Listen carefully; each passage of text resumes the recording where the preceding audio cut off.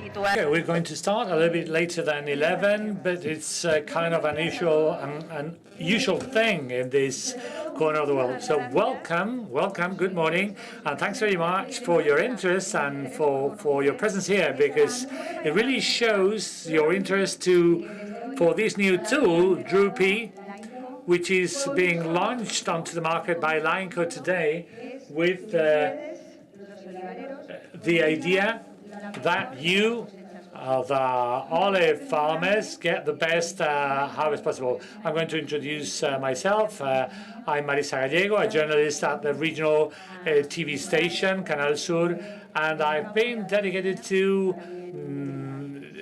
telling our beholders what's happening in the fields and in the sea in Andalusia.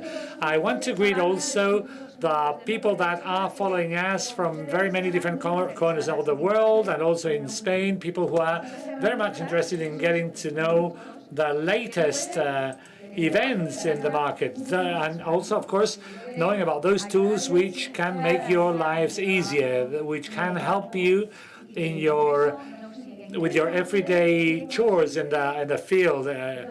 You're here because you want to know what is DROOPY about. Lainco thought some years ago that there was the need out there to overcome different challenges that the industry had, and they thought of how to solve those problems and issues. And they started thinking what to do and what was needed to achieve a series of improvements. So you're going to get to know a new product whose aim is to make it easier for the fruit to fall down from the tree, something which was attempted with other products and tools, but sometimes with very negative effect. So DROOPY is out there now, is here to offer you the opportunity to become that tool which helps you with the management of your orchards. And who would be the best person to tell to you what's the idea of Lainco behind this product? So I'm going to invite onto the scene Ms. Pilar Ortiz, the Marketing Director of Lainco. Good morning to everyone. My name is Pilar Ortiz, the Marketing Director and Commercial Director of Lainco. I feel honored to welcome you at this olive production seminar celebrated at the Gardens of Sansueña here in Córdoba, a wonderful venue where we can share our knowledge on what the future is holding for us. It's DROOPY. It's a product which comes out of a series of years. It's been in the pipeline for several years at Lainco's labs. I want to thank all of you following us through streaming, or the people present here in the meeting room. Your presence speaks to us on how olive farming is a leading sector in the economy of our region. I would like to also thank Marisa, the rest of speakers, and the people who will be sharing a little time with us at the roundtable session. Also, I want to thank our colleagues in Lainco, which made it possible for us to be here today in order to do the official launch of these products. In Lainco, we have been here for more than 10 years, more than 20 years, and we are always looking for tools which provide farmers with answers to the problems they have with their orchards.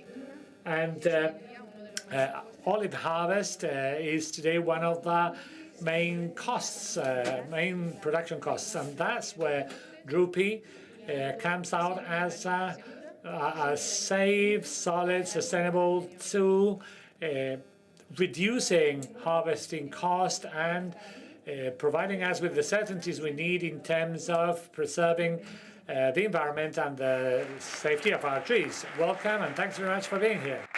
Ya lo ha dicho Pilar, se me olvidaba a mí en la introducción. I forgot at the introduction, and while I was greeting you all, to say that we're here in Cordoba, in southern Spain, one of the hubs of olive production in the south. Of course, one of the hubs, because there are other places, of course, in Andalusia.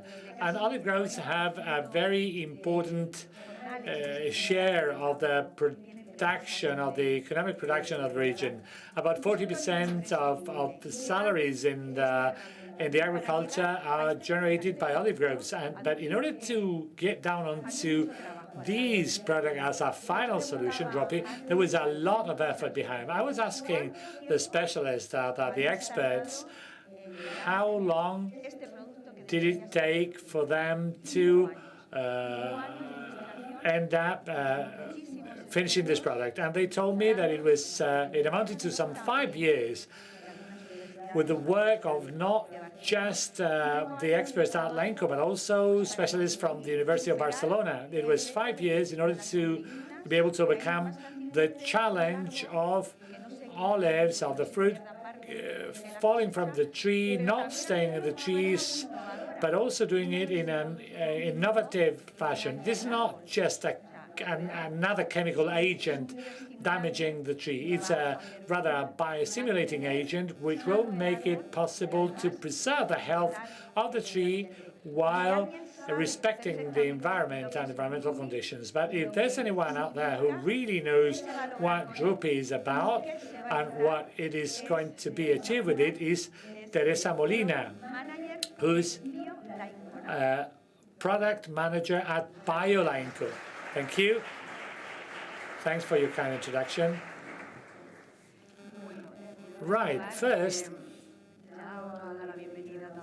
you've already been welcomed by Pilar and Marisa, but I wanted to highlight that I'm very honored and very happy to have you all here, and also the interest you showed for the product. All of you here today, and the ones following us through streaming, not just in Spain, but also abroad, as a product manager and the person responsible for the product, I'm also the person who should explain to you what DROOPY is about. But in a summarized form, both Pilar and Marisa have told you a bit about the main lines of the product. I wanted to provide you with some background regarding the current situation, the current environment of the industry. We all know about it, but I wanted to pinpoint a series of elements which led us on to designing a biostimulating agent like this one. As of today, in the industry, people are very hard trying to reduce production costs. You know that harvesting costs are the highest we're facing. These are official figures, the ones you have on screen. A traditional grove usually involves investing some 0.28 euros per kilo, and an intensive grow 12 cents of an euro, and super intensive grows 0.06 euros per kilo. And as of today, we're talking about 65% is covered with traditional groves and about 29% for intensive. And super intensive only covers 6%. And that area, as you're seeing, is growing year after year. Why am I taking some time to speak about this? For you to know that the harvesting costs are incredible in the case of that traditional groves. And why is that we have developed a product to facilitate the harvesting in the case of super intensive? Because we understand that for the industry to remain sustainable, we need tools, products, solutions which make it easier for the fruit to drop.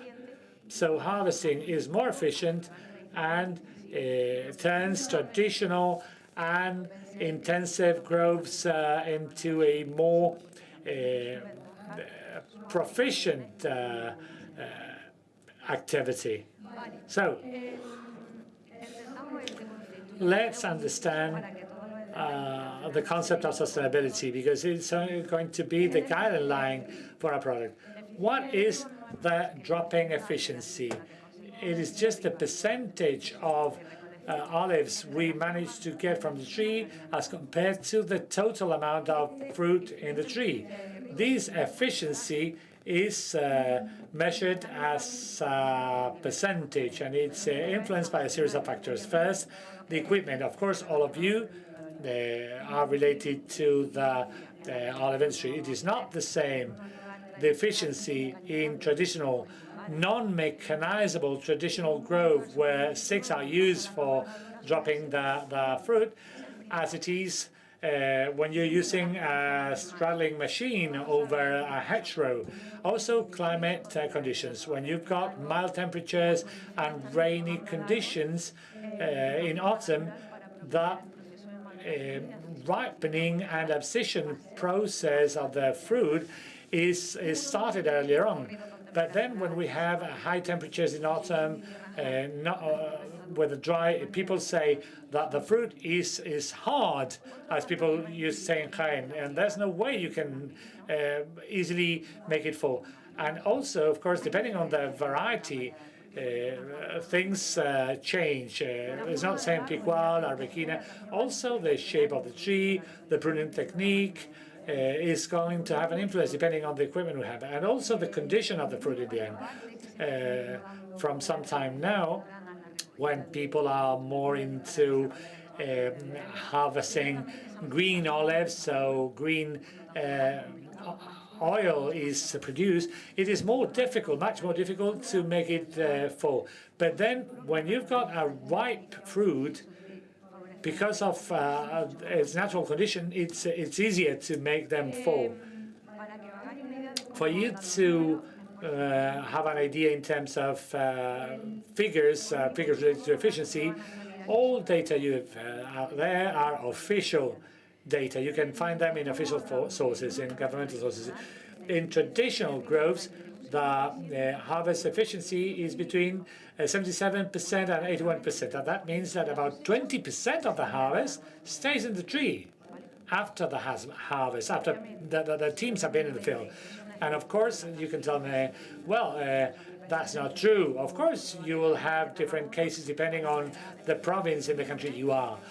But as an average, these are the efficiency. And if we go on to super intensive growth, the machines are more modern, more technified, so the percentages grows up and goes up to between 85% and 92%.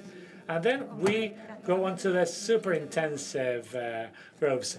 It reaches up to 97, 98%. It doesn't reach 100%, but the straddlers are very efficient, so almost all fruit is collected. So, where have we focused our attention, and why I want to open a set of brackets here and speak to you about the factors regulating the falling of the fruit. The ripening state has got to do with the phenological stage the fruit is in, but also the firmness, the sturdiness of the peduncle. And I want to tell you what is happening inside the tree when the fruit starts falling. For some years now, people were thinking that regarding all the processes inside the plant, be it an almond tree, vineyards, or tomato plants, there are different hormone groups which have an influence in the plant process. In the case of the olives, the falling of the fruit is conditioned by cytoquinins and jasmonins. When naturally the olive tree is going to start the abscission process, there are two main hormonal processes: the cytoquinins, which have an anti-senescence effect or a delaying effect of ripening. They move up to the base of the peduncle in order not to interfere with abscission. On the other side, jasmonids are accumulated at the basis of the peduncle, at the area of the pedicel, where cells are separated and make that fruit fall. So there's a movement of cytoquinins up and jasmonettes down, so they do not interfere with each other. Why am I stopping here? Because if we know about the hormone interactions and how decisive they are or how intensive they are inside the plant, we're going to be able to regulate the abscission process. And being able to regulate the abscission process, we're going to interfere in the harvesting of the fruit. And how? We're going to make it easier for the fruit to fall, and in the end, the harvesting process will become more efficient because we will be able to make more fruit fall and in a faster fashion. And of course, we're going to have a positive influence on the yield, on the financial yield of the farmer gets. I've got a question. What's the difference, following what you have just said, between these products and the ones used by the companies? Is it because of the condition the tree is in, or has it got an influence? Well, maybe, perhaps not 90%, but about 95% of you are thinking, okay, yes, we make the fruit drop, but there will be a defoliation process going on. We'll be losing leaves in the tree. I know it's a very important issue. Maybe many of you remember that. I do not. I got to know it with time because I'm younger than the moment when that phenomenon appeared, some 15 years ago or 20 years ago. People started to introduce T-phone products in order to make the fruit fall. Those products, of course, managed to fall the fruit, but as a side effect, also the trees became leafless. And when T-phone enters into the plant, its hydrolysis releases ethylene, and the ethylene is also an hormone whose objectives is oriented to producing ripening. But not only that, it also induces the falling of the leaves. So two metabolic routes are activated. So the lines, for example, promoting the movement of jasmonettes only activate the metabolic way inducing the falling of the fruit. It has nothing to do with mechanisms which make the tree to shed leaves. Alejandro from Syntex, who was in charge of carrying out some of the trials, will speak to you about the percentage of defoliation and of shedding of leaves. And what is DROOPY about?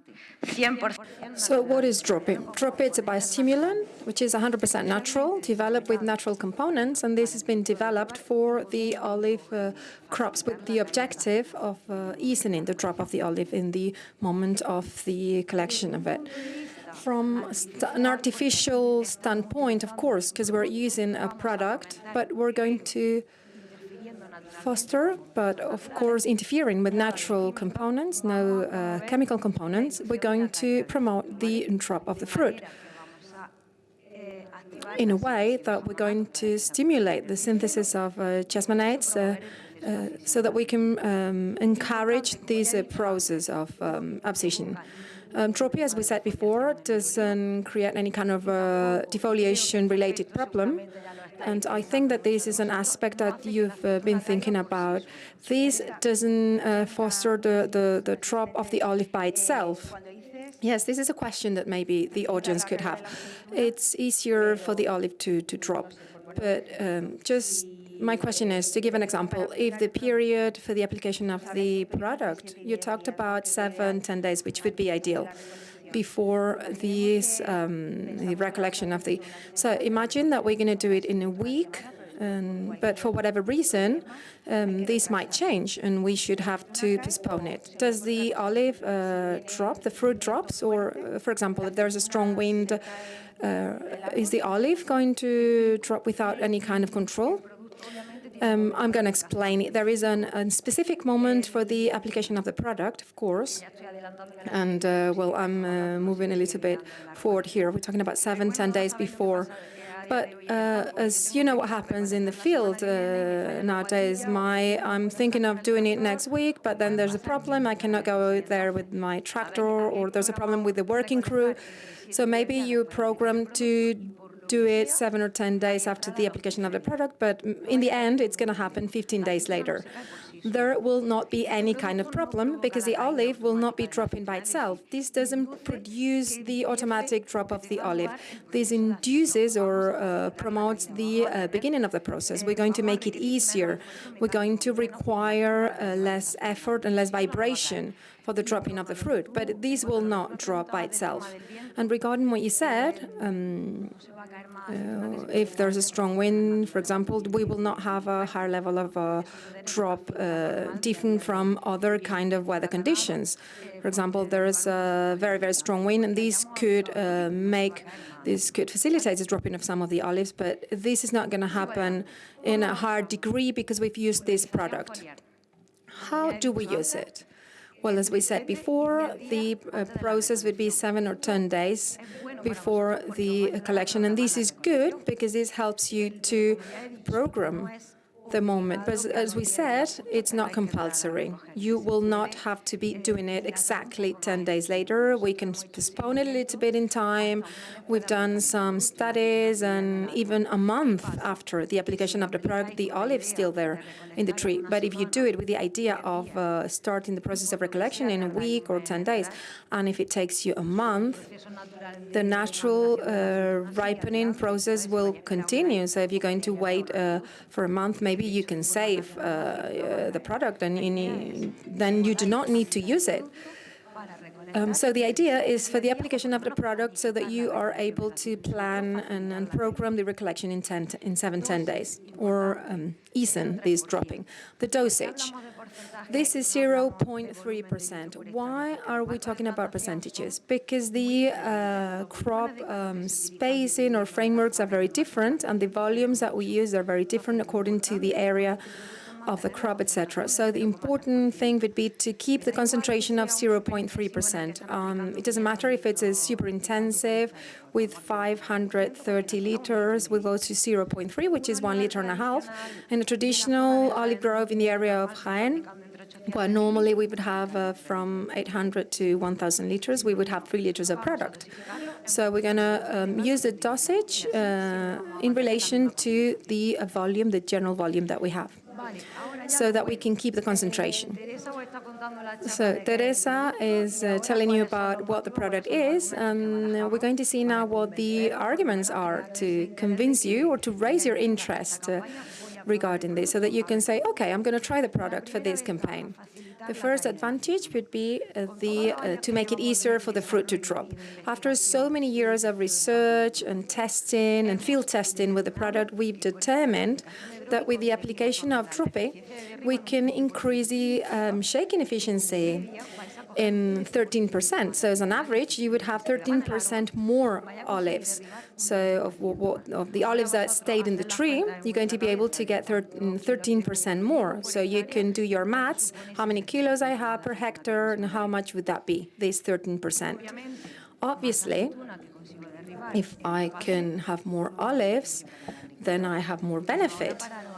But let's stop and think. Early collection or a late collection or traditional one. If you have this early harvesting, I don't know if it's the same in your areas, but in Jaén it is like this.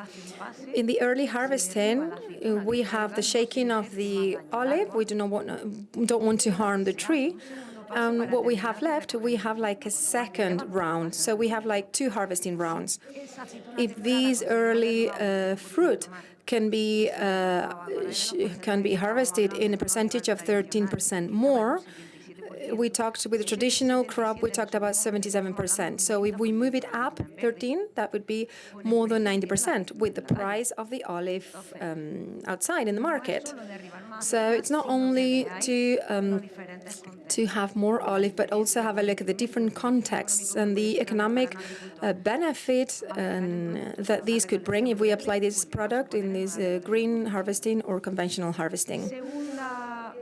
The second advantage or argument in favor of the use of this product would be if we make it easier for the fruit to drop, we will be harvesting in a shorter time. So the cost of this harvesting is lower with the working crew and machinery. And we have been taking account of all of this mathematically, measuring the time that we needed for the shaking of the olive. And then we measured it in the area that was treated by the product. And the machine worker didn't know what was happening, actually. And we saw that there was a reduction of 35%. So that means that the crew will be carrying out the harvesting in much less time. This, of course, means saving workers, saving machinery, saving all of that. And the last of the ideas would be the reduction of the harm to the tree. This is not an economic aspect, but it also means that is very, very important as we're talking about the state of the tree after the harvesting.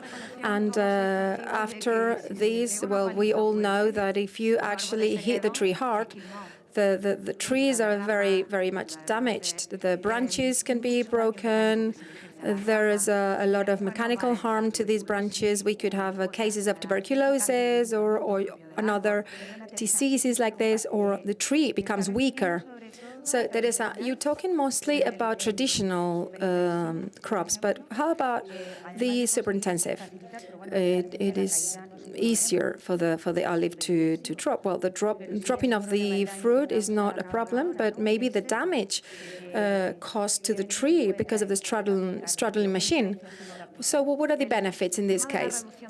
Well, when we reduce the long-term harm to the tree, this will affect all of the crop frameworks. But in a super intensive, the friction of this straddle machine, the damage is quite high. In a super intensive one, we're not going to be able to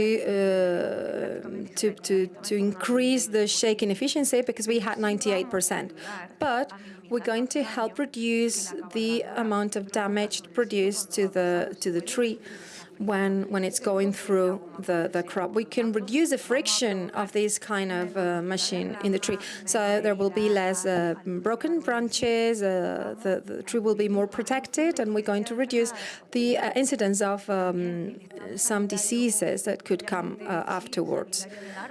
And yeah, we could say like the health of the tree, if we hit it hard, as we said before, then it will be worse and it will be easier for the olive to drop. And this always means benefits in the end.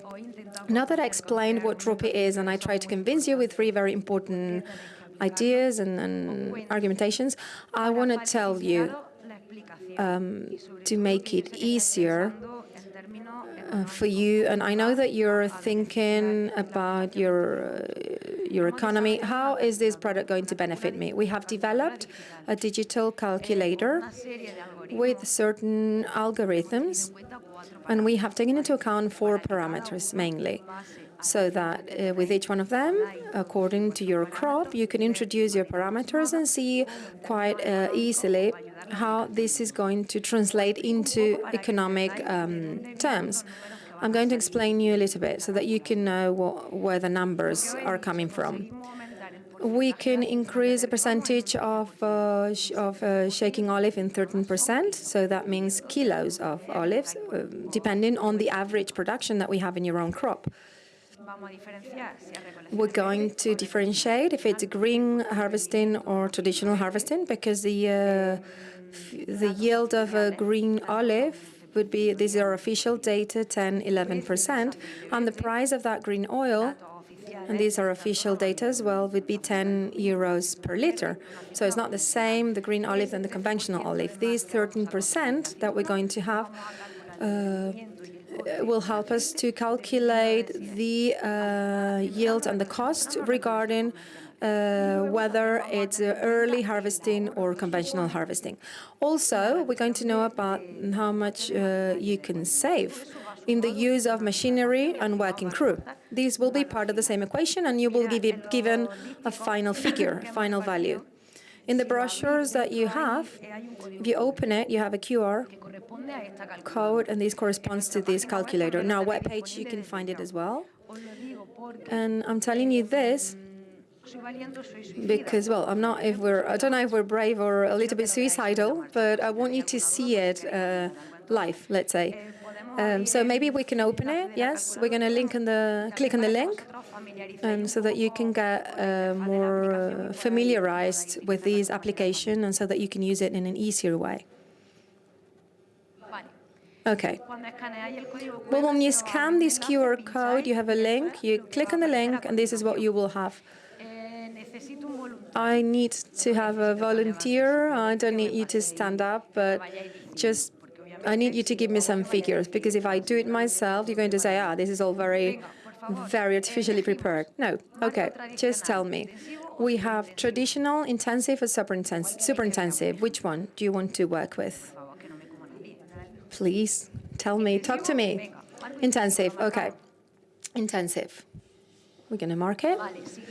Okay. The next parameter would be identifying whether we have an irrigation or rain-fed grove. Irrigation? Okay.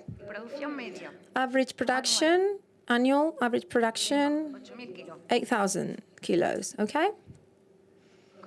We move on. And now we're going to identify whether we want to have an early harvesting or a conventional one. Early harvesting. Okay. We click on it. This is the figure that we get. This means the benefit, the approximate benefit. Of course, we need to take into account any other contingencies that could arise in each one of your fields, but this is the average benefit. We're talking about an intensive framework. I think that the production, these 8,000 kilos, is a bit low. I would have brought it a little bit higher, but yes, these 13%. These certain percent more olives that we can help drop with this early harvesting, taking into account the yield and the price of the oil, plus the savings in the cost of machinery and working crew, this would be the approximate benefit that you would have. If that wouldn't be early harvesting, but conventional one, it is a bit lower, because the price of the conventional oil is lower. It's 1/3 less. But I don't want you to come out of here saying, there is a promise to 1,276 euros per hectare. You know that the field is not strict mathematics, of course, and each grove has its own particular parameters, etc., and it all depends on many factors. But we wanted you to see it in a more visual way, how this product can help you in general. And we're going to move on to the presentation, back to the presentation. So, to finish with my presentation, what is the conclusion that we can draw after what I explained to you? Why is DROOPY profitable? Well, if we talk about traditional or intensive frame, we will reduce the harvesting cost. We're going to help the olive grove, which is the basis for many rural areas and many families. These will be able to compete equally, and I have inverted commas here, but it's going to be able to compete with the super intensive olive grove. These families and people who work in this, and this is a very, very important part of the economy of their homes, they will not have to leave the field so that it can be profitable. They will continue to compete with a super intensive olive grove. If it's a super intensive one, we're not going to improve the shaking efficiency, but we will be able to offer more benefits. For example, reduce the damage or harm done to the tree. We're going to keep having very vigorous trees. The health state of them will be essential. The reduction of some diseases, of course, as well. I just remembered, and the other day they were asking me. I had a farmer from the area of Tarragona. Alberquina is the variety that is worked with there, and he was saying that for him, it was very interesting to try DROOPY and apply it because he had Arbequina super intensive crops, and he had a lot of problems when harvesting because it was a very hard olive. So for this man, the product will be very useful to facilitate the drop of the fruit, apart from the idea that the harm, as we said, is also reduced, or the damage. So every crop, every farmer will have a different or special conditions, and I just wanted to explain to you what the product is, what it's about, what advantages you could draw from it, and so that you have a clear idea about it. And the only thing I have to say is, well, take the next step, try it. And thank you very much for being here. And if you have any kind of question, here I am. If you don't want to raise your hand and ask it now, you can talk to me later on in at the break.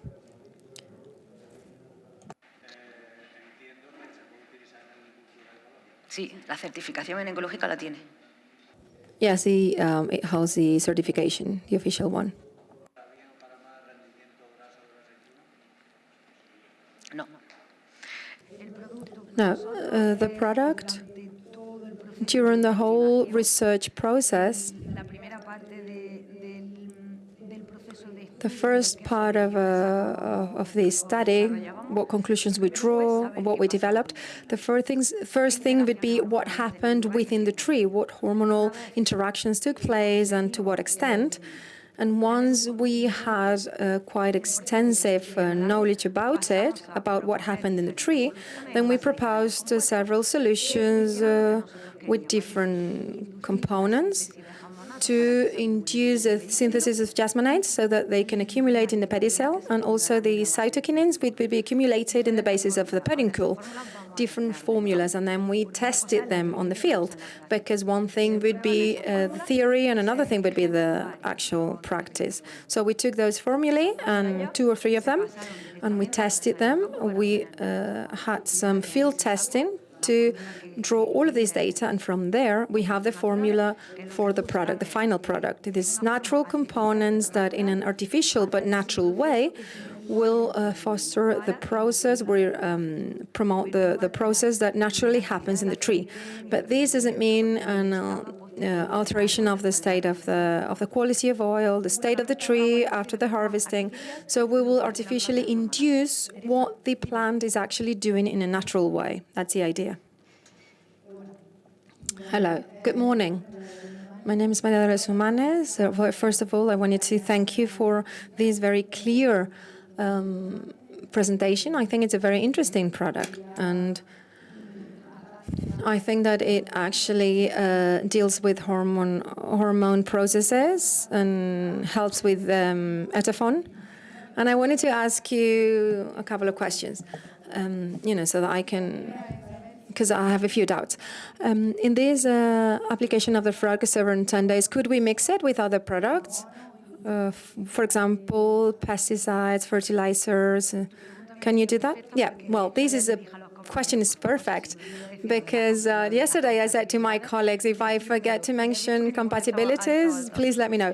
And I saw that nobody reminded me of it. Okay. Well, taking into account that the moment when you apply the product, you're going to be able to combine it with some kind of pesticide or anything, or maybe some copper-based products. We have carried out some trials, compatibility with pyretrines, lamethyretrine, and there was no problem. Also with copper-formulated products, there was no problem.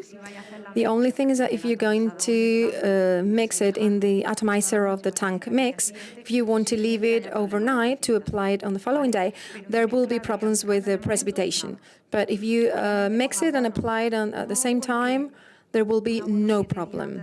Fertilizers, not really, because you're not going to use the fertilizer 7 days before the harvesting. But yeah, we're a very dynamic company, and with other products that we launched, We always say, well, if you're thinking that you want to mix it with certain kind of a compound, just let us know and we can test compatibility. We can do that, actually. Yes, we're talking a lot about olives for oil, but it would be interesting for the green harvesting. Yes, these green olives is an analog of this early olive because the phenological and ripening state of both is very similar. It's green. It hasn't initiated the abscission process. And finally, one would be a little delicate. I'm seeing that this formula, it's an emulsion, it's some kind of oil in water emulsion. Have you tested that oil that has no problems with Mosmo?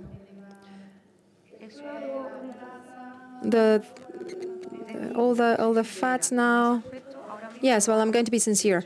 We haven't done anything in relation to that, but it's true that it's something that we have in mind because we're seeing that from some time this has been taken into account when developing products. If I want to be sincere, we haven't been able to analyze that precisely, but I'm glad to have this question because we also have the person in charge of the department, Julian. He's there.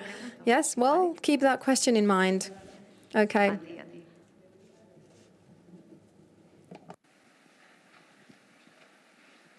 Vamos a responder ahora. Now we're going to answer a series of questions which have been made by the people following us through streaming. Teresa, we're getting through the YouTube channel if the product can be applied with the use of drones. Well, that's a good question. You really hit a nail. From my experience, the experience I've had with drones and working with different types of products, and please, if any of you have got more experience and you can say you're not right or you're perfectly right, just raise your hand. For me, it's a controversial issue because as the volumes of product is very small. If you're going to apply a contact product, it's pointless for me. But a product which gets into the plant, I think that's adequate. That's the right thing to do. But of course, you've got to try and look into the specific type of orchard. But for me, without a long experience of that, it could be valid. But why? Because the product gets inside the plant. It is not a contact product, which are the contact products are the ones with which we have problems with drones. I don't know if you agree. The people here agree with me or not. Are there any more questions? Good morning.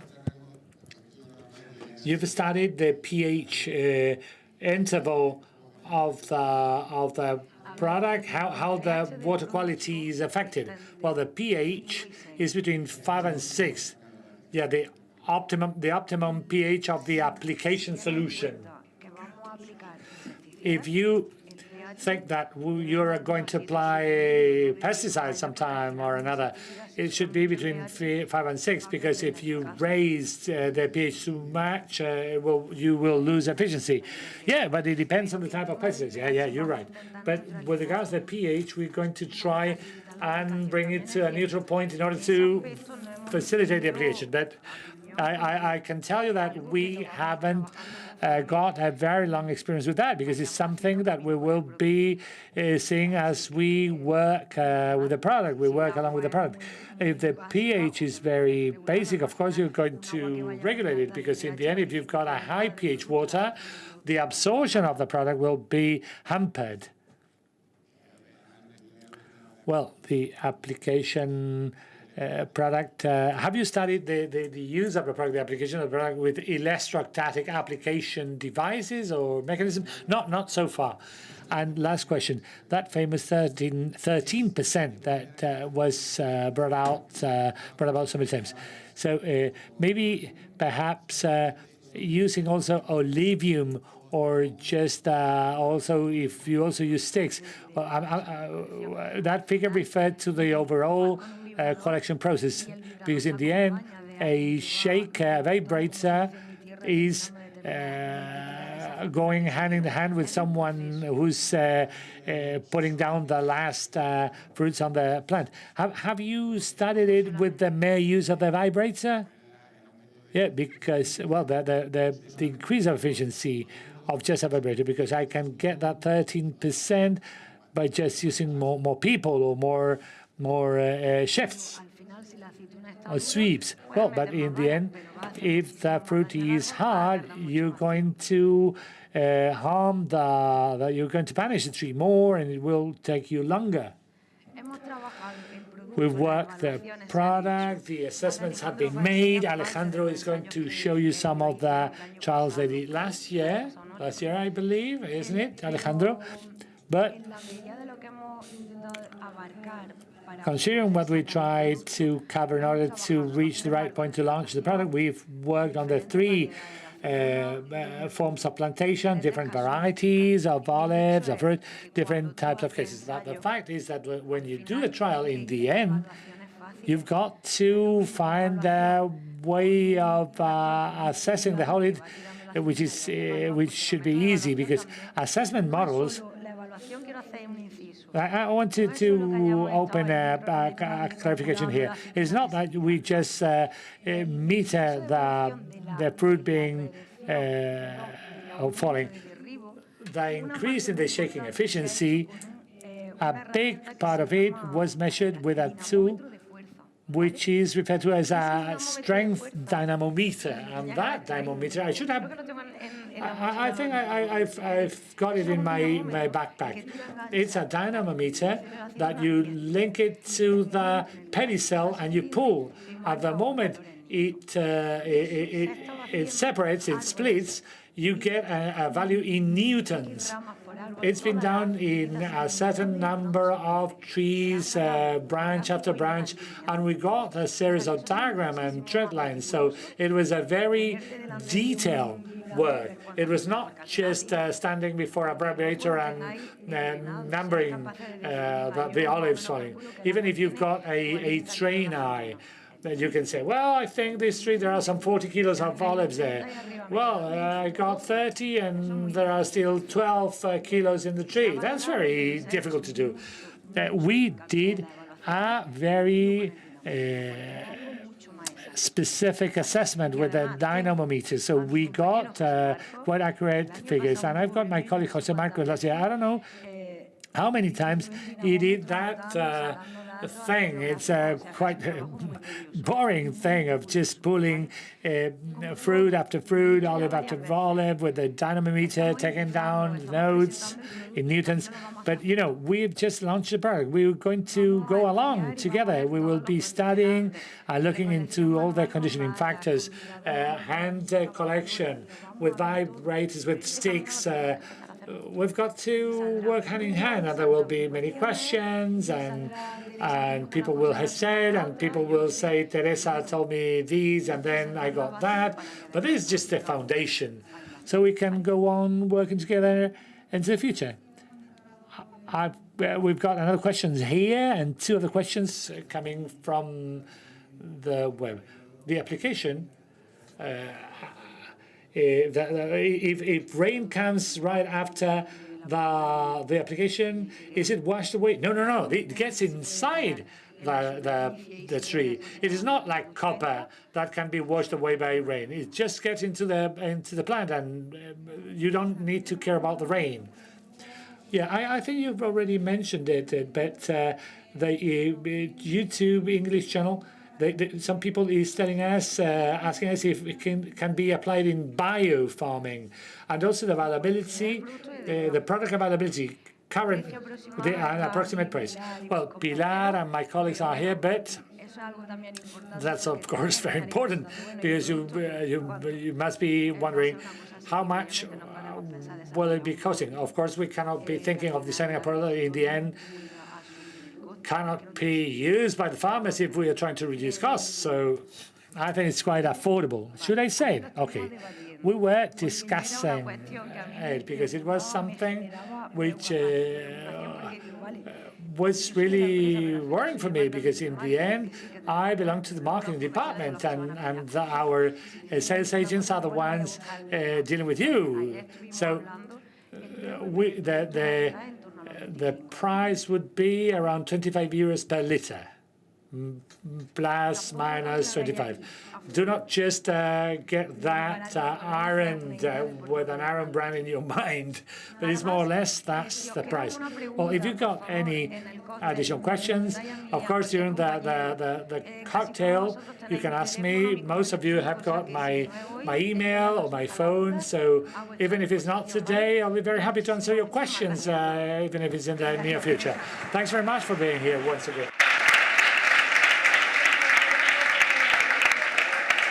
Se me había olvidado a mí comentar todos los hashtags, por si ustedes quieren compartir.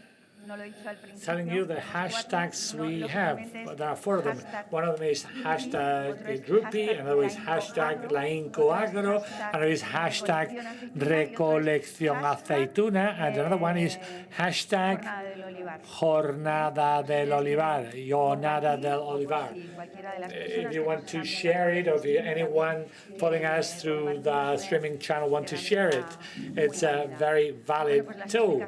Well, I think the explanations on what DROOPY is, or what the way in which it can help us, all the explanations will be given by Teresa, or have been given by Teresa, but now is the time for Alejandro Clavijo, who is the research manager for the product, and he will be telling you, explain to you what's been done in the fields. But because of course you've got the product, but then you've got to get into the way it works in the field and the results you get.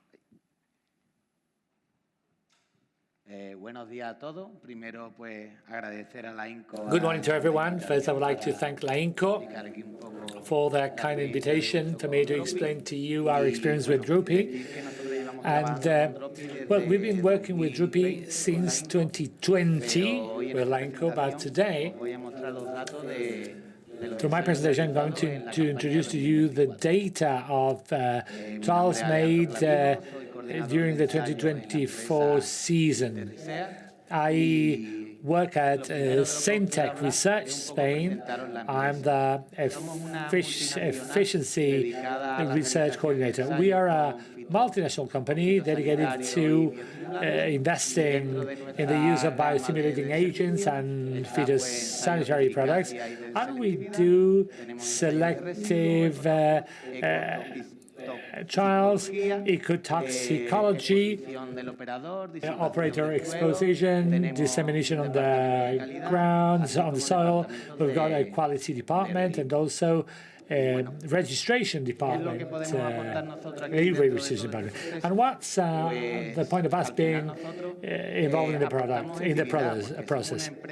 In the end, we act as the objective beholder. We contribute with the reliability of the data and the experience of our team. It's been more than 30 years that we've been working with the farming sector, and we count on the right professionals to do trials.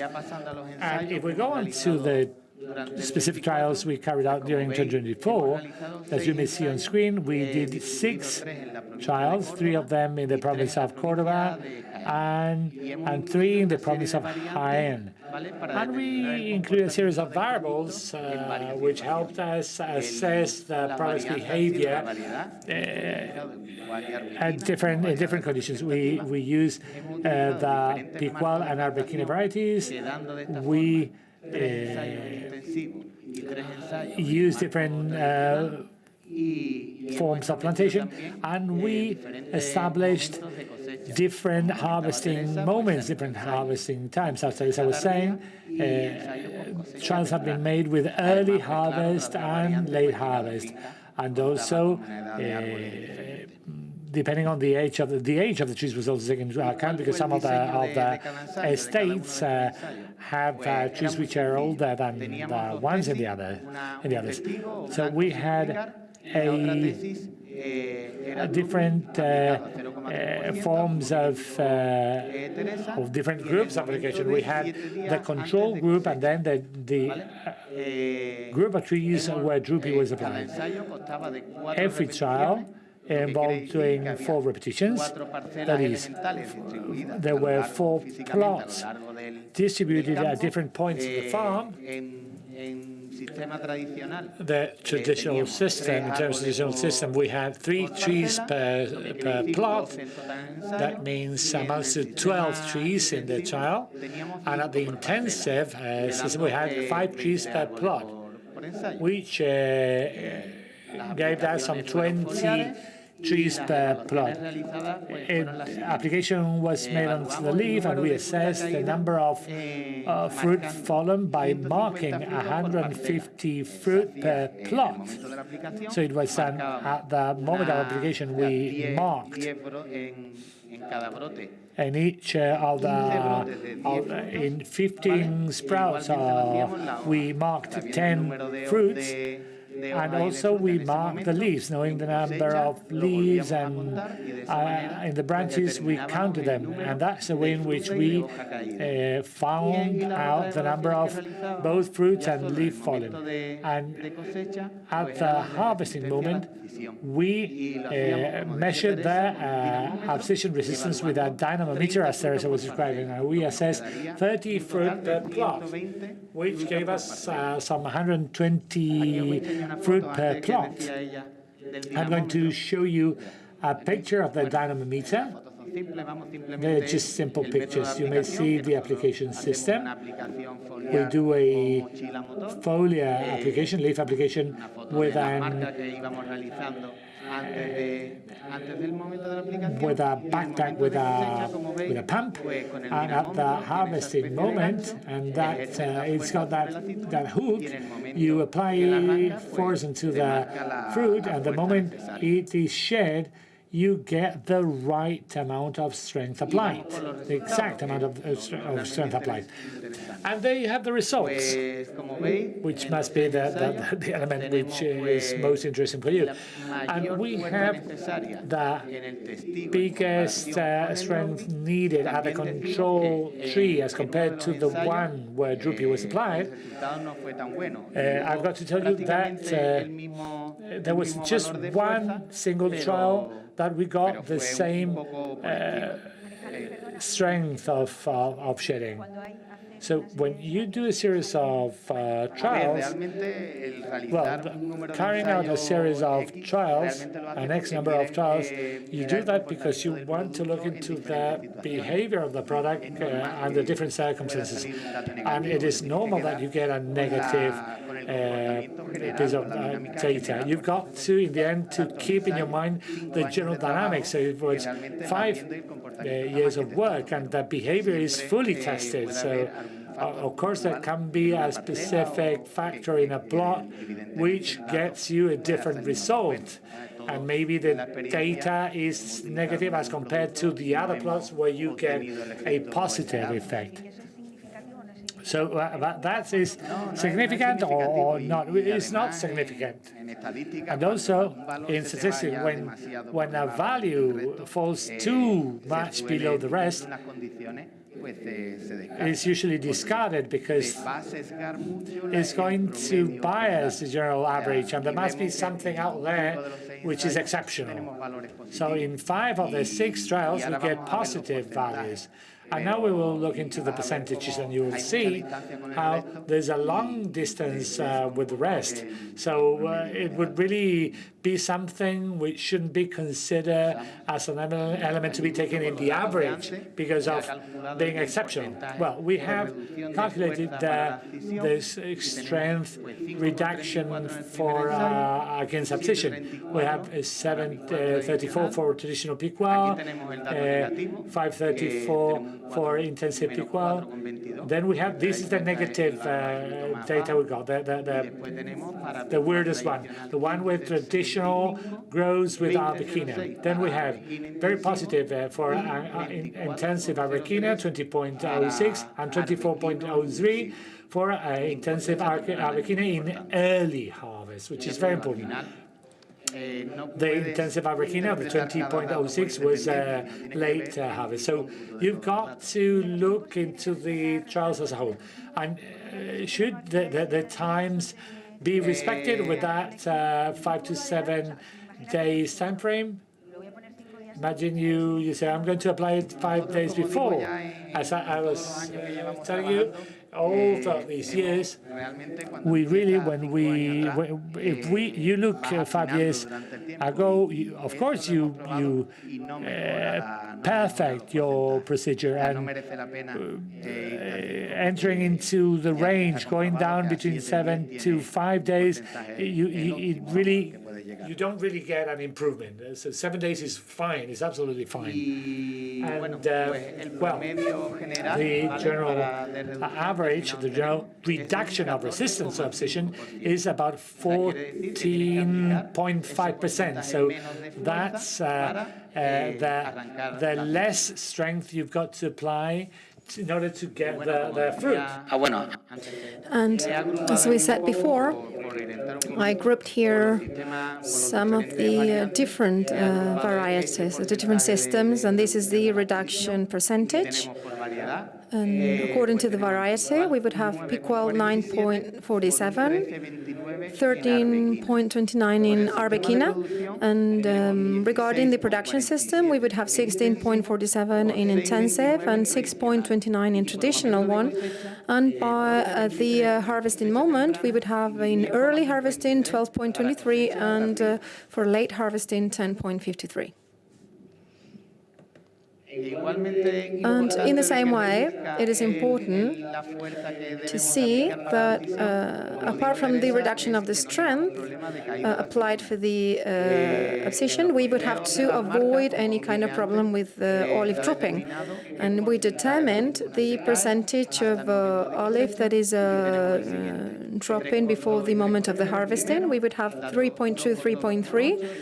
2.2, 2.8, 6.5, 4.2, 0, 0, 0, 6, 0, 7, 0, 3, 0, 8, and 1.1. These are quite similar values. And in the end, we have an average drop-in, which is even a little lower. But I think that in the end, the conclusion could be that this is not affected by the product. The value is very, very similar, as you can see.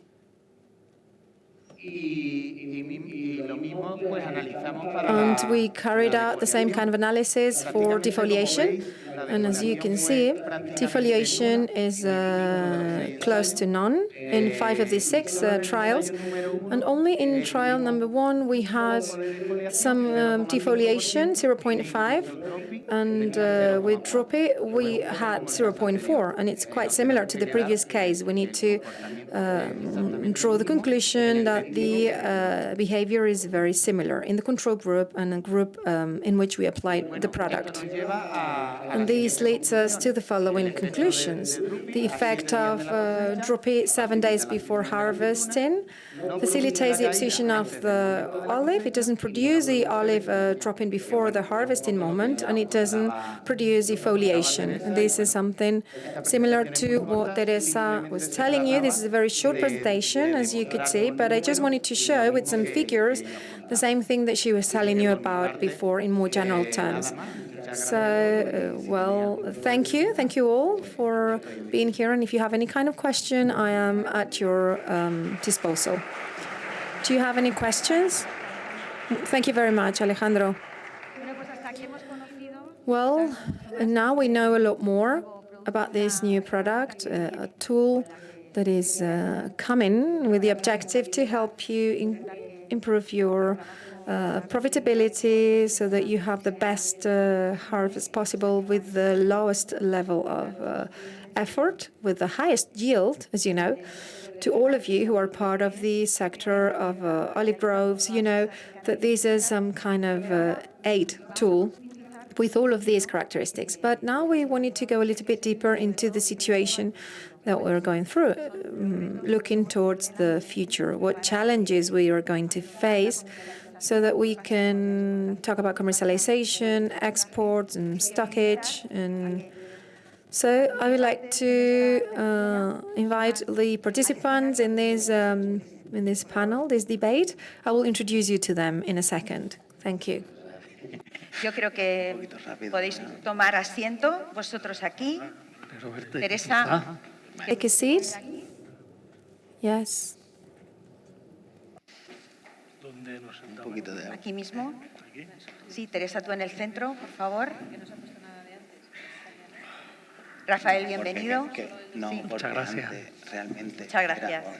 Seguramente les conocen muchos de ustedes, porque muchos de ellos son personas que están... You might know some of them because these are people who are in daily contact with men and women on the field, with farmers and producers. Well, to not make any mistake and be able to say your names accurately, I'm going to take my glasses and I'm going to introduce you, as you deserve, Juan Vilar Hernandez, PhD in economy, strategic advisor, professor at the University of Jaén, and also a farmer. Welcome. Thank you. Well, Teresa Molina, you already know her. You've been listening to her interesting presentation. She's a product manager in Lainco. This gentleman, most of you in Córdoba know him very well, Rafael Sánchez de Puerta, the General Director of the COP. Thank you very much for being here and welcome. And I'm sure that you also know Fernando, those of you who live here. Probably you bumped into him 1,000 times, Fernando Abel, the president of Asaja here in Córdoba. Well, we were listening to how we can place a new tool in the market, a tool which is aiming to help the producers and the olive grove sector in general, and try to solve a problem that we've had for a very long time, the olives that stay on the tree and that reduce the harvest, and these brings a lot of losses.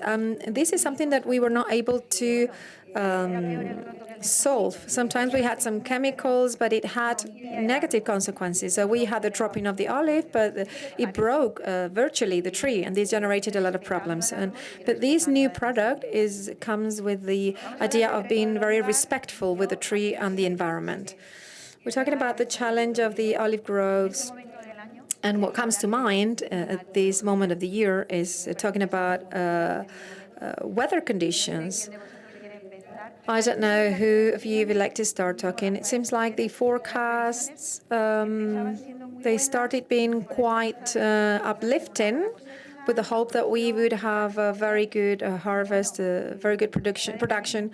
But it seems like the feeling is it's a little bit dropping a little bit. How's the thing? How's everything? Well, good morning. Thank you for having invited me, of course, and I would like to congratulate the company on all of that research work carried out, because I think that this always eases and makes it easier for us. And working in research and the development of new products always has a good effect and offers some feasibility at a moment which is complicated. We need to look for the feasibility of certain things so that we can lengthen the life of some growing systems. It seems like the future is super intensive, but there are still a lot of traditional grows, and then there's a lot of intensive grows, and we need to lengthen their life. Products like this one will contribute, no doubt, to all of that, to make them feasible, to make them able to compete with the new olive culture. When we talk about weather conditions, it is a shame that we depend so much on it. And when we talk about olive groves, we're mainly talking about rain-fed groves, which depends on weather conditions that are harder and harder. We see that climate change is here. So the first call to action would be the need to increase the possibly irrigated olive grove surface. It is very hard for a rain-fed grove to compete with other ones, with this new revolution, where this irrigated grove is growing and the olive groves are being transferred to these irrigated areas. What do you think about that? Well, yes, this is a very difficult debate, isn't it? Yes, I agree with him. If we analyze the current influence that we have on the market nowadays, apart from the productivity market, etc., it would be the availability of water, whether it is water coming from the clouds, which we cannot control, or also the optimization of the resources that we count on, because Spain is a country in which, when we have the rain season, a high percentage of hydric resources would go towards the sea. So we have some cycles in which we complain, and then cycles in which we do not complain, but we do not do anything about it. So we should have as an option priority to improve our hydric systems and increase the surface which would be irrigated, because if we compare that at a global level, 80 rain-fed and 20 irrigated in the total of the all crops and groves would be 37, 60-something. So in the olive groves, there is a little bit more irrigation than in general crops. Do you agree with that? Yes. This Juan is mentioning, how can we fix that? Yes, I totally agree with him. For me, the future of any kind of activity is going to depend on research. And we're seeing a product that is a result of this research. And then also competitiveness. If we want to be competitive, the rain-fed grove is not competitive, as we know. So if we want to be competitive, we need to increase the irrigation service, as Rafa said. And from Asaja Córdoba, we've been asking for that for a very long time. It is a disaster that half of the rainwater goes straight to the sea. I do not understand why we're not having more collection systems and why the property owners of the groves are not allowed to create their own water deposits in some little rivers that are going through their fields, and they have been hurting a lot the crops this last winter. Why are they not allowed to make use of that water, put it in a water tank, and be able to use that water? I mean, we're not talking about intensive irrigation, but maybe an emergency irrigation in some cases. We have been talking about this, and we always go against the wall of the administration. The administration saying this cannot be done because this is not environmentally responsible, etc. But I'm not talking about olive groves. I'm talking about other kinds of crops, vegetable crops of any other kind. Yes, he was saying an irrigation grove would have an average. Yeah, I'm talking about olive groves, although we could use it to other crops like pistachio, etc. And there are other crops that do not grow, wouldn't grow, but the productivity of an irrigated crop is always higher to rain-fed crops, and the generation of employment is, of course, higher as well. So it is very obvious that we should improve our irrigation systems. That is important because employment is generated in irrigation crops. If we want to have work and development, we need to have these irrigated areas, because otherwise these employment is not generated. Rafael, did you want to say something about this? Well, coming back to the question that we were asking ourselves, what the situation could be. In these last few days, many journalists have phoned me to ask me whether July and August had put an end to the crop. I always say the same thing. It's not a matter of July and August, it's a matter of September and October. So it's not a big news that it's very warm in the summer. What is news is that the summer is longer and longer up until November. And in that conditions, the crops cannot continue to thrive.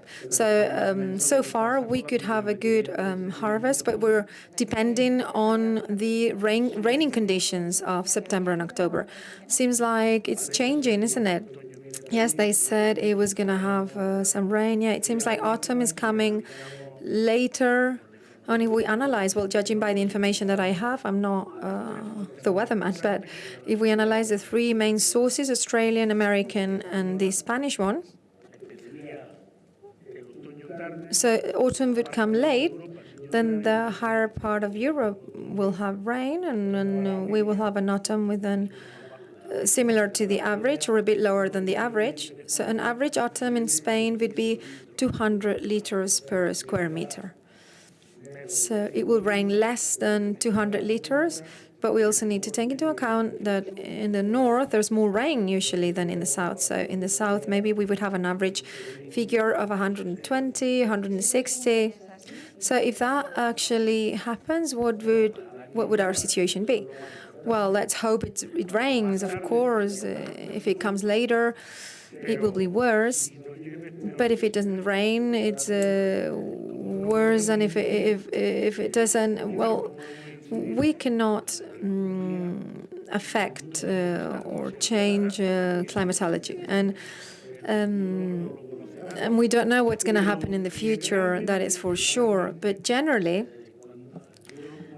speaking, I was once at the beach, and a gentleman said to me, and this is true, what he said, and I hadn't experienced it before, but now I had started with my crops, and a fisherman said, there are two people that are constantly looking at the sky.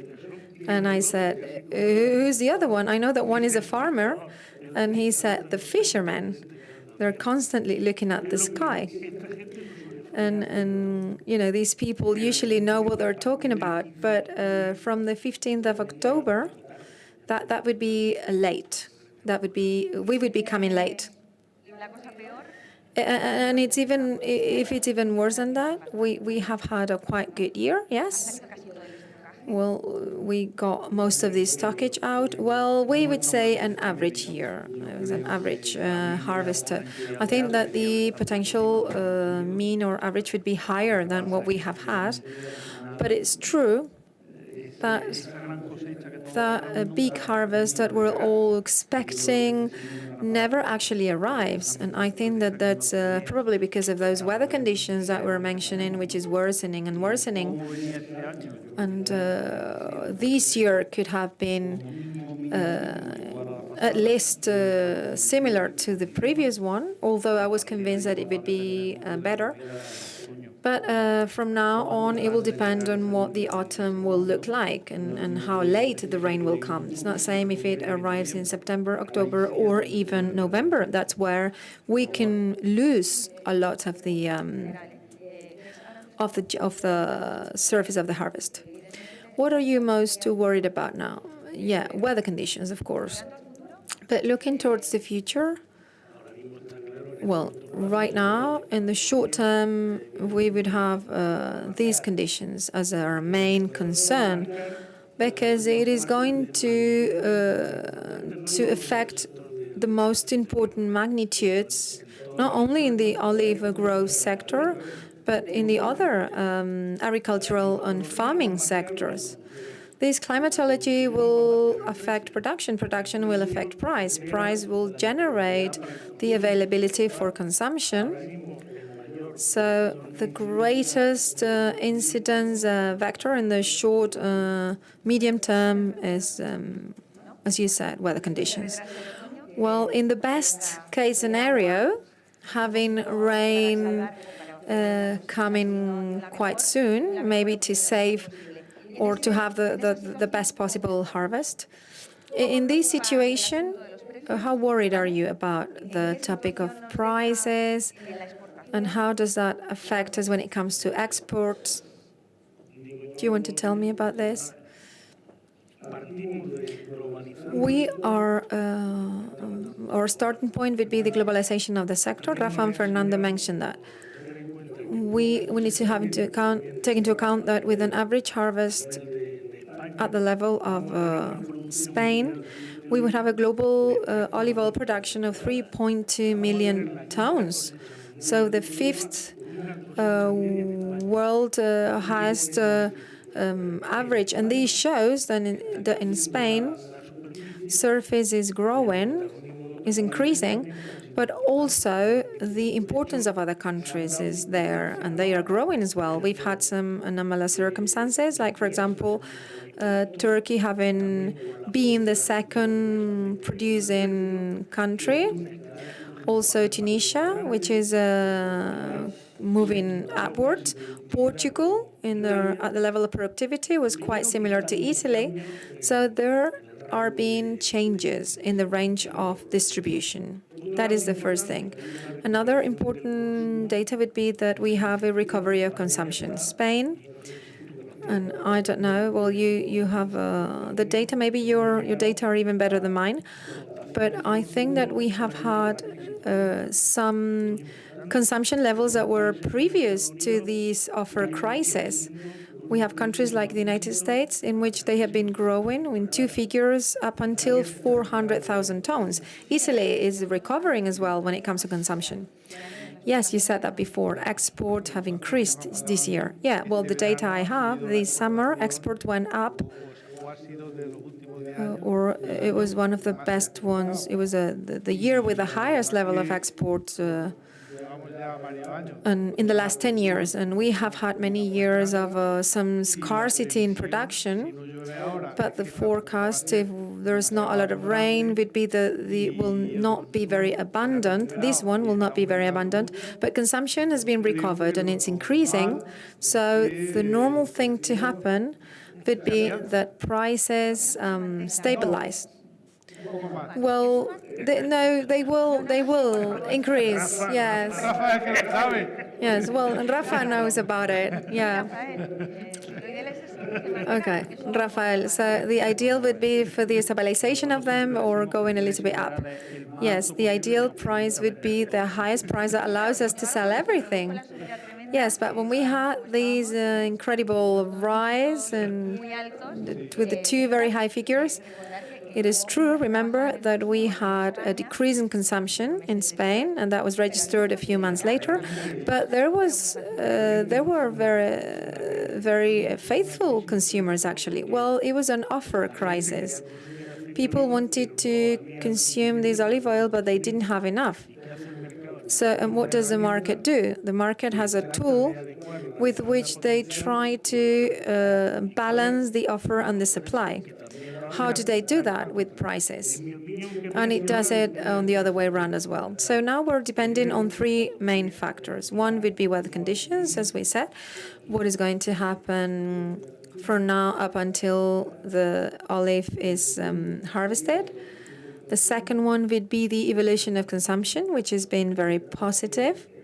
So we will have to focus on the evolution of this consumption. And finally, there's a third factor, which is this production that we will have some estimates about regarding rainfall. So during the campaign, we'll see how similar that is to the real campaign. Those three factors we need to pay attention to. Yeah, I didn't understand it very well. Yeah, I'm going to repeat it because I'm not explaining myself very well. Which part did you not understand? The last part. Okay. The consumption. The consumption was well explained? Yes, okay. Yeah, rainfall, yeah, everybody got that? Right. No, I apologize. You know, sometimes I understand it very well in my head, but yeah, no, maybe it wasn't me. It was me who didn't understand it. No, I'm sure it wasn't you, it was me. So the third one would be what we call harvesting expectations. What are those? We have water on the one hand, we've got consumption on the other side, and then we have this fixation that we will have a figure of X. So as the harvest evolves, and if it becomes similar to this forecast, that means that prices will go up or they will go down. Why? Because forecasts are just that, forecasts. So as we harvest, then we will start to know what it will actually look like. And we also have the other 65 countries, and we need to see about their harvests as well. Because let's not forget that at a global level, we were talking about a general world olive culture.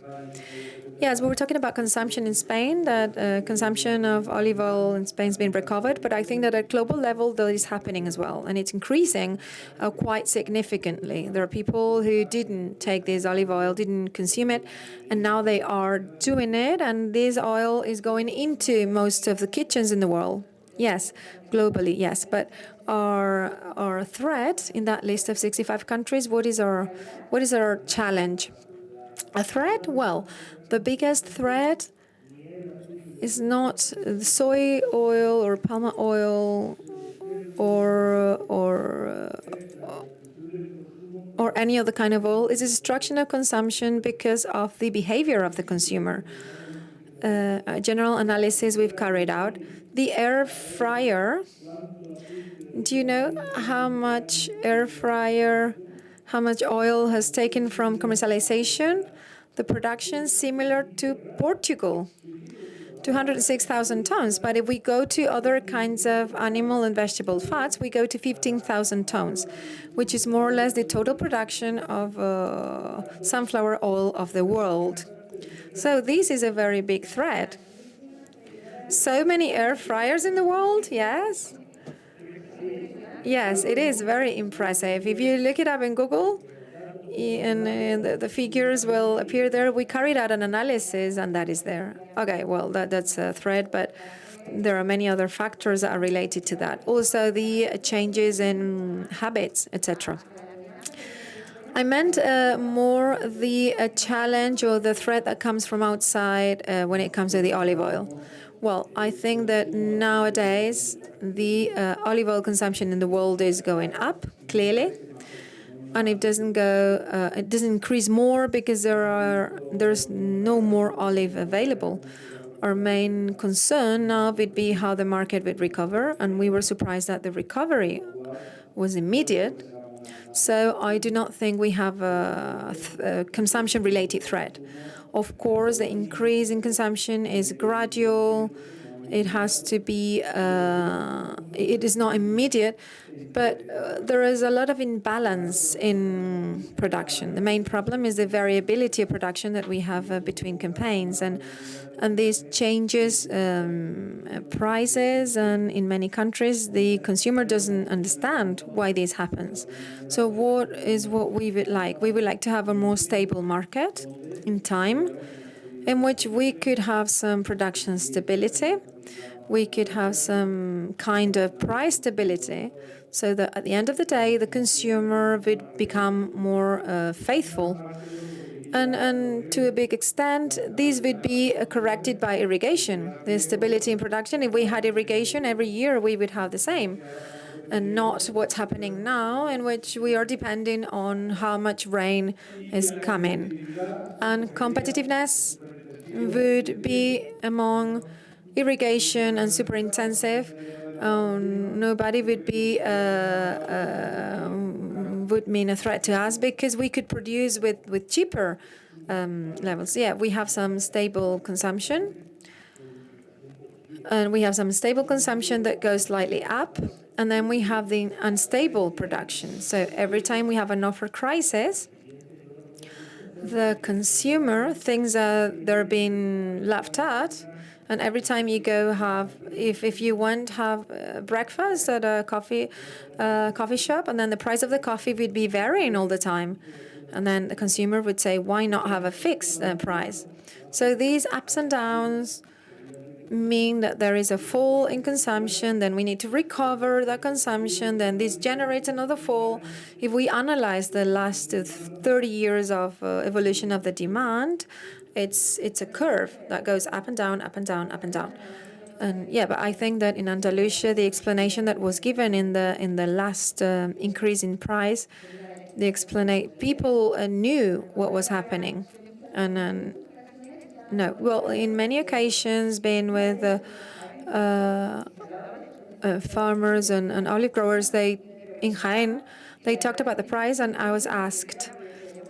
This was a little surprising to me because I thought, well, I could give my opinion, but I don't know. They said, do you think the price is going to continue to go up? Because the problem is that people don't know why prices are up, and this actually brings us down. So maybe we need to make that effort in explaining why prices are going up. What do you think about that? Teresa, what's your opinion on this? Apart from saying we've got this situation, because we are so much exposed to such varying climates, I would tell them, you've got to make an effort to explain why a litre is now 12 and a month ago was 8 euros. Well, I was trying to say that if people do not understand what the industry is going through on the conditions it's subject to, they will never understand the fluctuations in price. People that just go onto the supermarket with no relationship whatsoever with the fields or the farms will not understand why prices change that much. They will rather try and tend to believe that they are being deceived. So we should be working not just on the quality and the characteristics of olive oil, but also telling people which are the problems that the industry is going through. We were having this conversation a few days ago. For example, if we speak about the work teams, you do not find people who want to go into the fields, or for example, the droughts or the problems with irrigation. There are very many problems out there which lead on to the scarcity of oil. It's just subject to the law of offer and demand, and consumers should know about it. Yeah, I just wanted you to tell us a bit, very, very fast, on stocking. What do you think about that initiative on the part of the government in order to try and avoid these that we're referring to? Well, Rafael.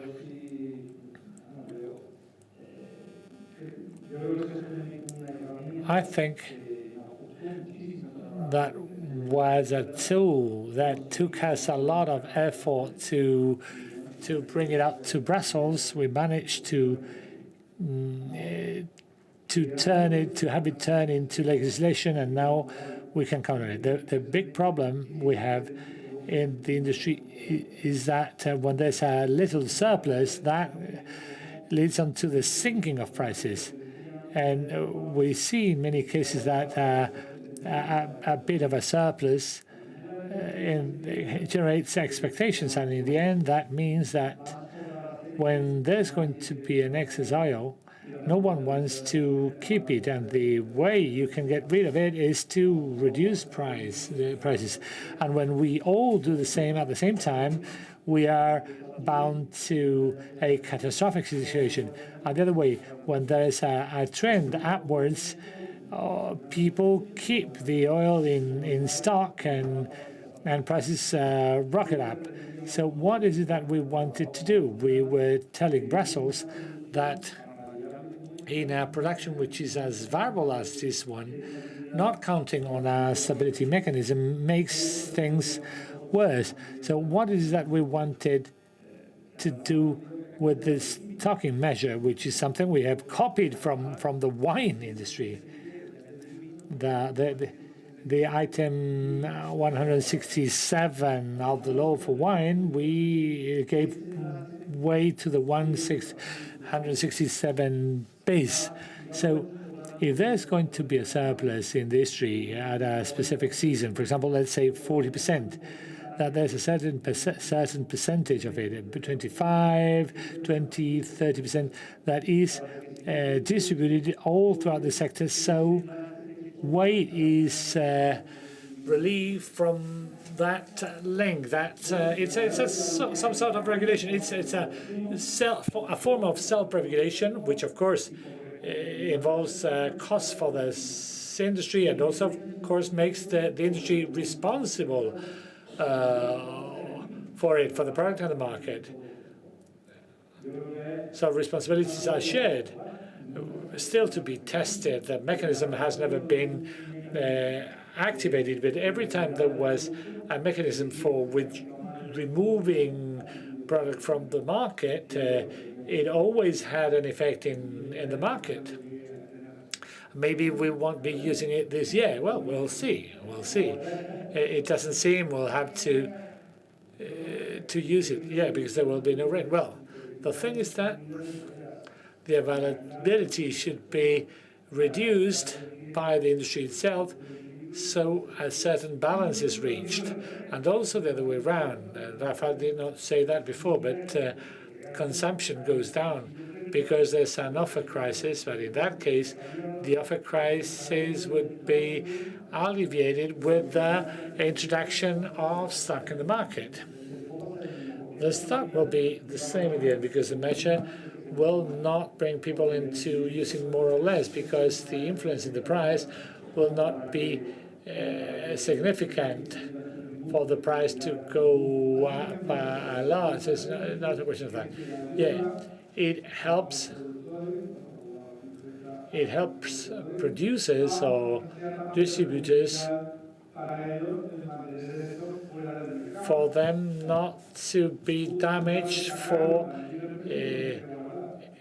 keeping stock in the sheds.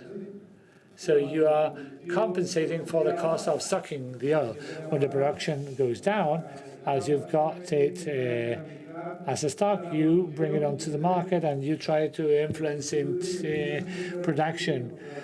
But I always learned that it is very difficult to fight against the loss of the market. Well, I know some farmers who do it, that when the price was very high, they keep it, and then they bring it out when the moment is ripe. But for that you need to have a certain financial capacity. Well, anything else you want to add, Teresa, Fernando, Juan, Rafael? Just one last bit of information. I believe here in the province of Córdoba, in the southern fields of Córdoba, what is referred to as quiet land, I think the future is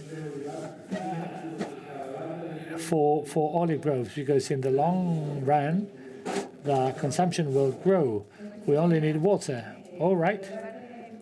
So we'll keep. We'll finish with your words. We will have at the World Day of Agriculture, the World Day of Farming, we're launching this product which is going to help farmers. We're now wrapping up.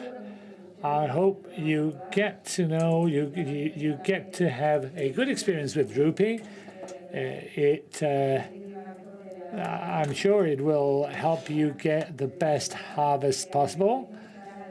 That's what this is all about, that harvesting is done the best way possible.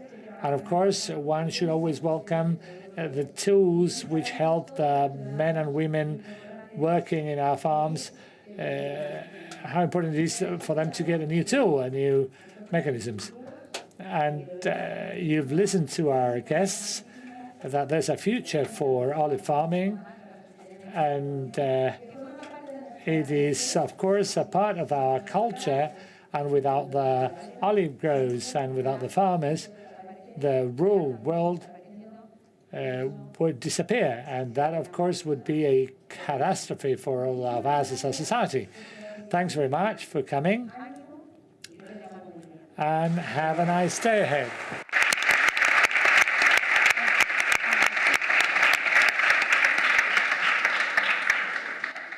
Bueno.